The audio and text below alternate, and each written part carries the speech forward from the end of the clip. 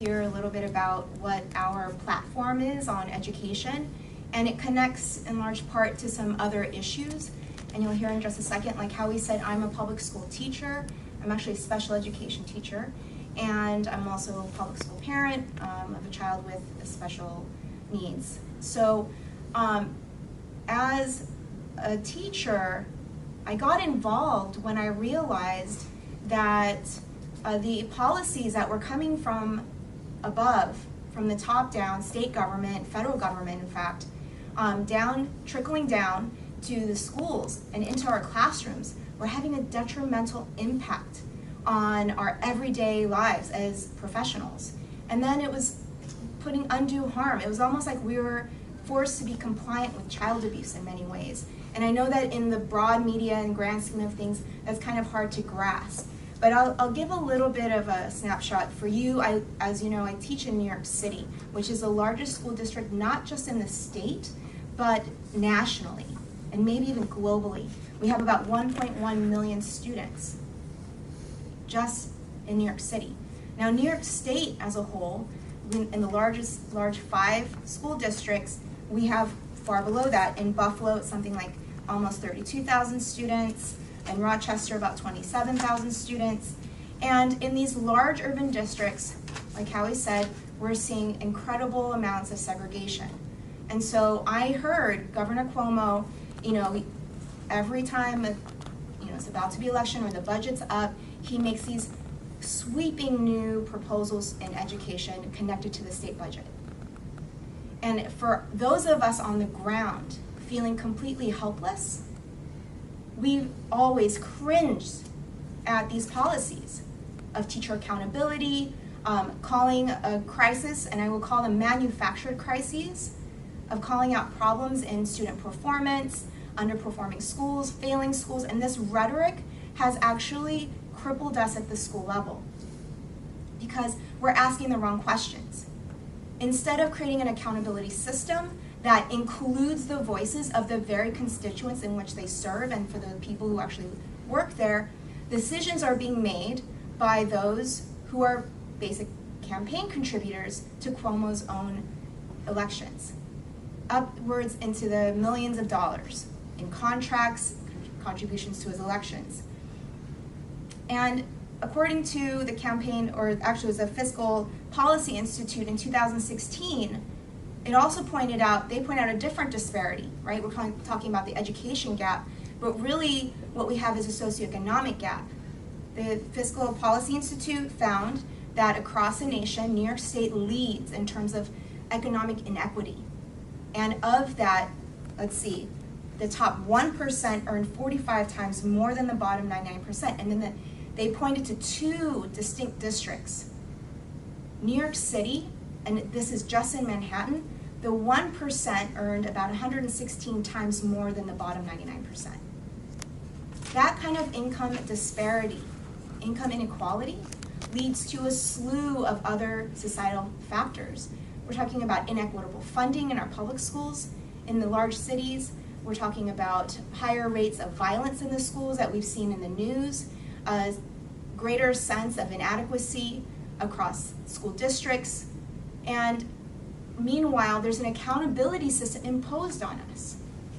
Talking about policies that have to do with teacher accountability, use of high-stakes standardized testing to label schools, enforce outside contractors to come in and turn them around. We've all heard about the turnaround programs.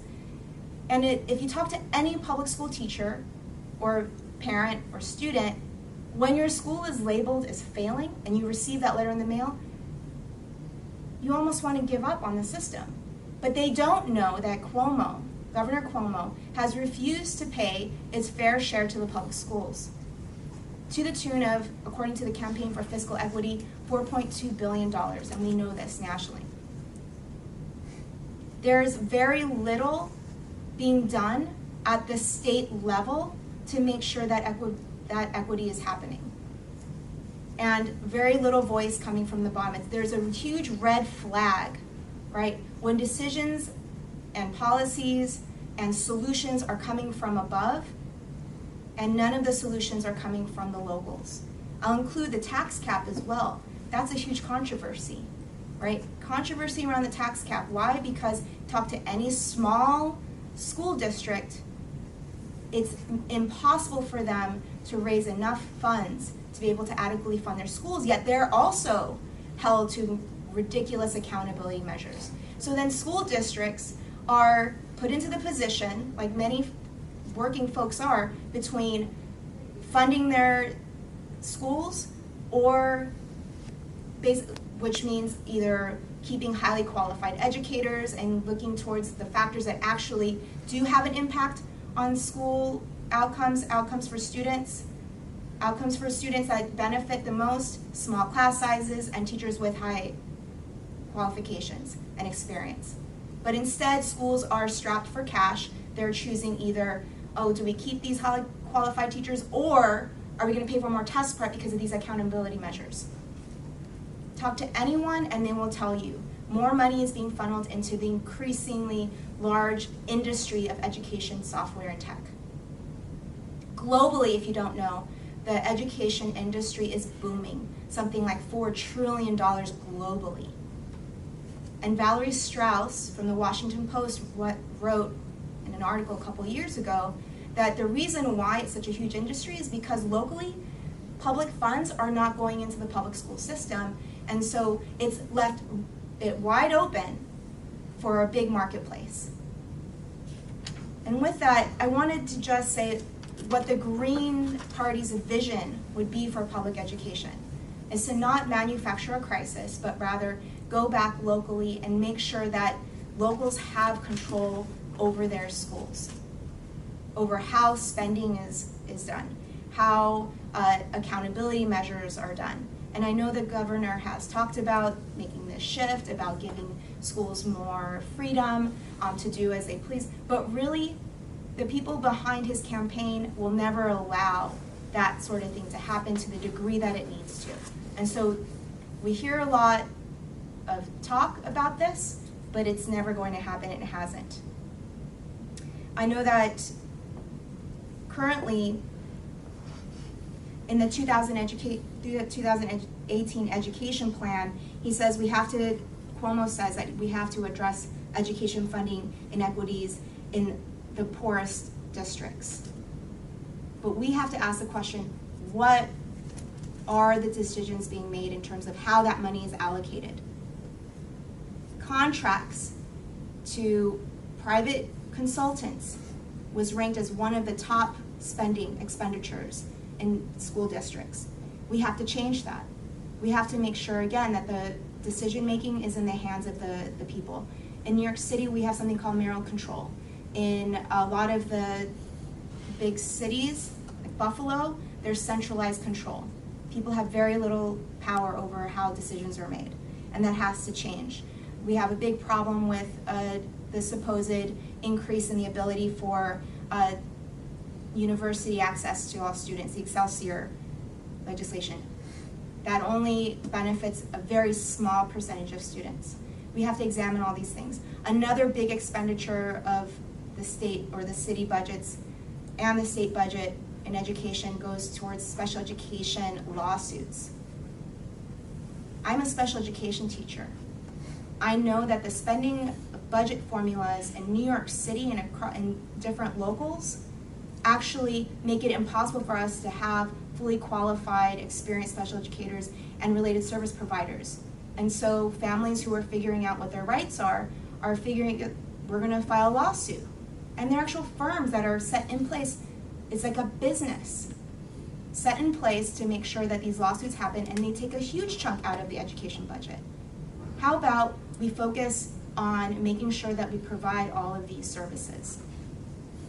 And so with that, I just want to say that I think the answers are not going to be at the state capitol with private interests, the top education reform lobbyists who are paying and who seem to have all these answers but are really businessmen. Rather, the answers are going to need to go back to locally into the hands of the actual constituents in which they serve. So with that, I'm going to end right there, and I'll open up for questions. We think that $4.2 billion gap, which the region said is short on the foundation aid formula, which is supposed to solve campaign for fiscal equity case or decision, that gap needs to be closed. And if we're in the governor's office, we're going to tell the Attorney General to stop fighting these lawsuits from the Syracuse and New York City parents on the one hand and the 7 small cities on the other, to basically justify that underfunding, because they're suing to get their funds that they were promised. So that's the funding question. And then, yes, we want local districts with their democratically elected school boards and the participation of parents and the students to, basically decide their own decisions. On the question of the high stakes testing, this is basically used to rank the schools, the students, and the teachers in order to justify the bottom 5% being defined as failed so they can be turned over to the charter industry.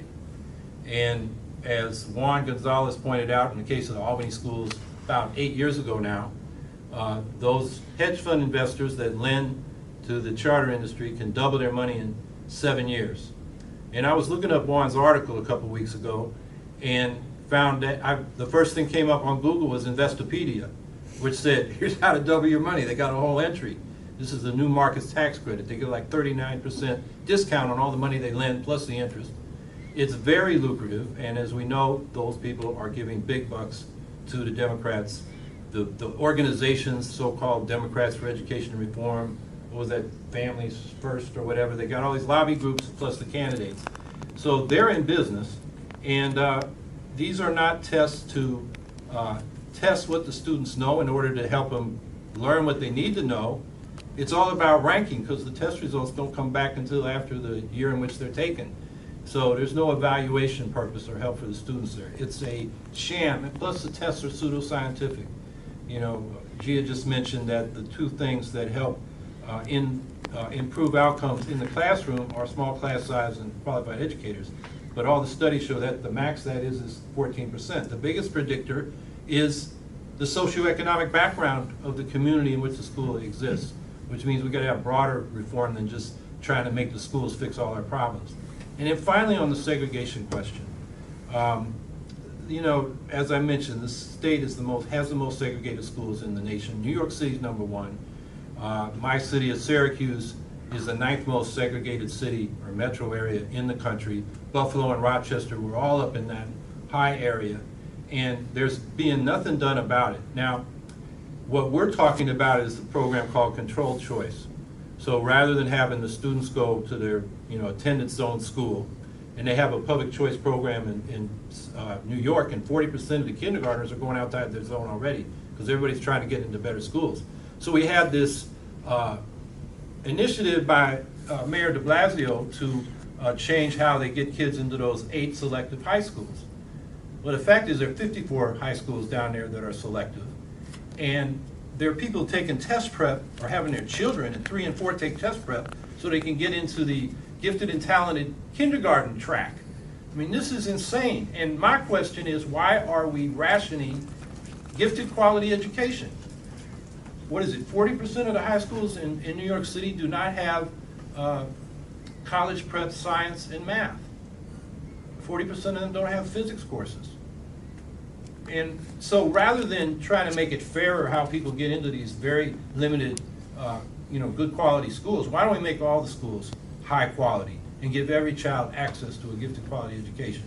So what Controlled Choice does is parents rank the schools they'd like to go to in order of preference, and then you have a formula so you balance those schools by socioeconomic background. Being from Syracuse, we had an education professor, he passed a year ago, Gerald Grant, whose daughter was teaching in Raleigh, North Carolina. Wake County has a countywide school district. They have a Controlled Choice program. They integrated by socioeconomic background. And the outcomes, by all measures, whether you're dealing with standardized tests or the other outcomes which maybe are more important, like intellectual self-confidence, creativity, problem solving, teamwork, those measures, students did better on all of them. Much, much better in integrated Raleigh, Wake County, North Carolina than segregated Syracuse. The book's called Hope and Despair in the American City. And it's time that our political leaders in this state take heed of that evidence and do something about this gross inequality, which is just inexcusable. So with that, let's have questions.